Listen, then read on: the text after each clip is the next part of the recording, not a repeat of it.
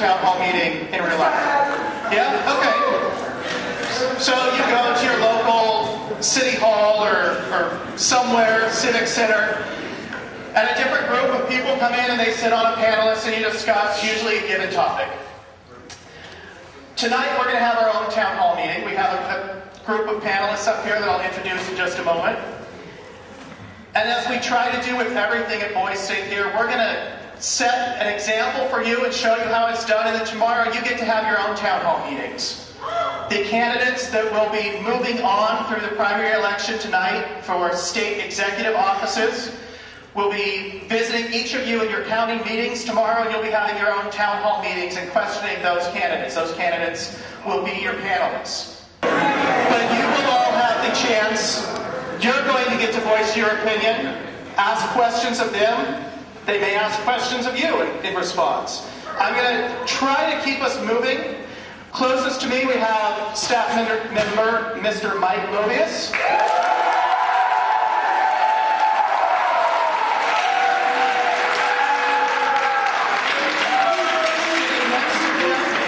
Is the chairman of the Nationalist Party, Mr. Larson Dick.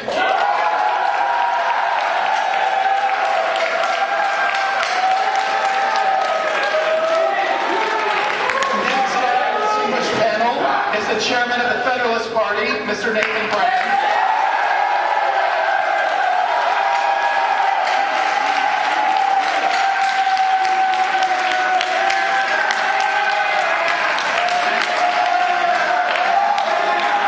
And the final member of our panel this evening is senior staff member, Mr. Mike Montani.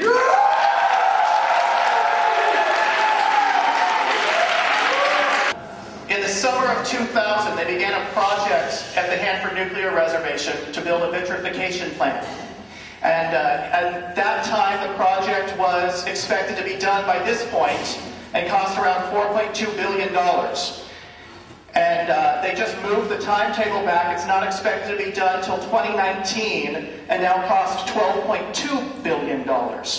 So in terms of cost, if we're going to be investing in more nuclear facilities for producing energy, what sort of thing do we need to do for people that live in areas like the Tri-Cities that now have a giant piece of land filled with nuclear waste in their backyard?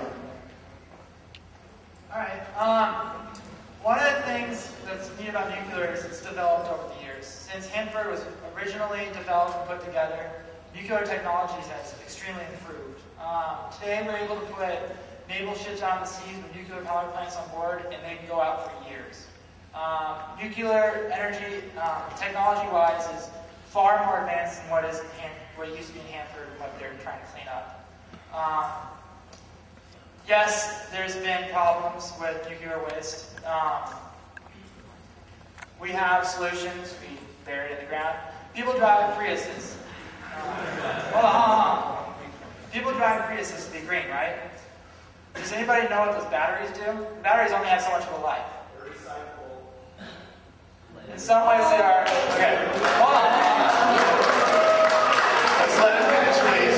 When a Prius is all used up, the batteries don't decompose, and ultimately have a longer, devastating impact on the environment.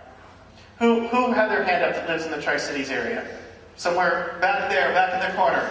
So you have the nuclear waste coming to your backyard. How's that process going for you?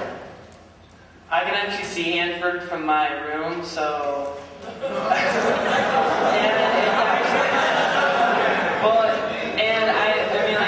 on the other side of the river. You know, Columbia River separates us. I'm like a mile away from the Columbia River. And I have no worry about nuclear waste. It's not there, really. It's controlled, so I can go out there and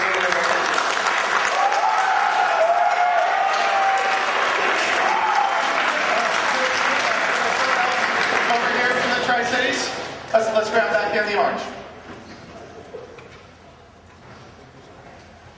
I think if we were going to solve this nuclear waste off problem, we need to open Yucca Mountain in Nevada. The administration has closed it for what seems no reason at all. We've spent billions of dollars creating that facility. Why not use it? So, everyone,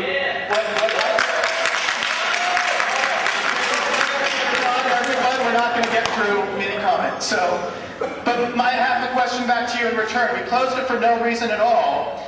And I'm assuming you're advocating sending our stuff to Yucca Mountain because you don't want it here. Is that correct? True. Okay.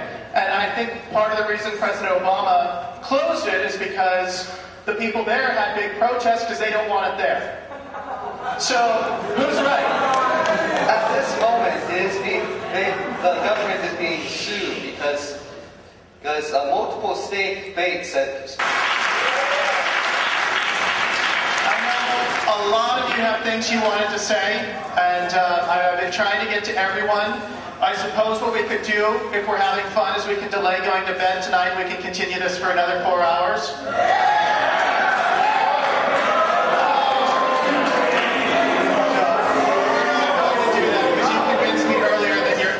Some sleep time. So, hopefully, you learned a little bit about how a town hall meeting runs. Hopefully, you had a little bit of fun outside the political parties discussing issues where you weren't trying to kill each other.